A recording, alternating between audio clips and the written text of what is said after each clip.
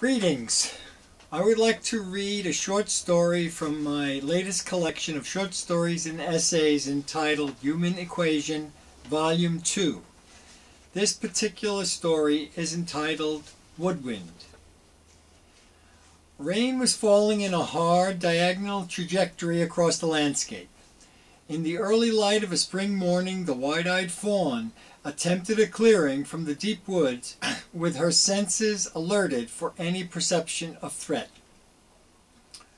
What greeted her was the abrasive sounds and ceaseless motion of vehicles traveling along the highway in the valley below. The young animal was startled and frightened by the scene that confronted her, for she had been warned and appropriately advised regarding the behavior of humans, especially in regard to their volatile and unpredictable savagery. She had been well schooled concerning their traits.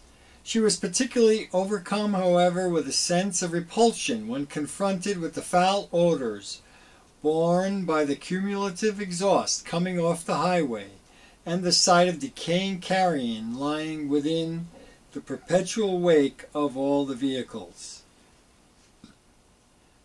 This magnificent creature quickly retreated into the relative safety of the woods from which she came. The rain finally stopped and succeeded in improving to some limited extent the quality of the air and brought out the sensuous aromas of the flowering earth. Bees were performing their wondrous and industrious dance among the blossoms. The wind made circles in the vortex of its path among the densely spaced firs and cedars populating the forest. Light found its way to the rich earthen floor, having navigated through the luxurious canopy of leaves that ringed the sky in green abandon. The water-laden clouds, lightened considerably by the loss of water dispelled from within themselves, were gradually dissipated by the warming rays of the sun. The extravagance of the great solar gave birth to such an array of glorious colors that even the lowly earthworms were heartened. The surface of the lake became an iridescent blue, as faithful mirror to the broad expanse of sky above, and the undulating motions of the water made sparkling reflections of the sun that danced in the eyes of the gray squirrel scurrying on the limbs of a nearby tree. Within the bosom of the water, tiny microscopic eggs exploded with their uniquely cellular song into tadpoles, programmed for development into creatures destined to make their epic journeys from water onto the land, only to return once again to complete the cycle.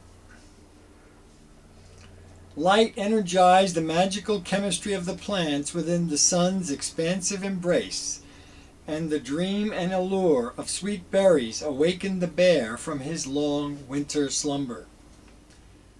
With the veil of dormancy broken, the earth became gravid with possibilities, and all manner of living things were caught up in the rhapsody that is spring. Along with life's renewal comes hunger, and as the great lamp descended in the western sky, as is its daily ritual, the predators were awakened. There cannot be life without its attendant death and potential for renewal. The sun, however, was not to leave the world abandoned entirely to the darkness, and sent Mistress Moon to be sentinel of night and the keeper of all earthly passions. Moon was more convinced of grace than power, and so dispatched the lesser light, designed more to swoon than live by. The calls and screams of night were somehow made less awesome by her soft and crystalline beacon. The air was sharpened by the descending cold of night, and heavy dreamful sleep soon took hold of the lovers of this world. In the morning the sun once again rose and commandeered the spectre of creation.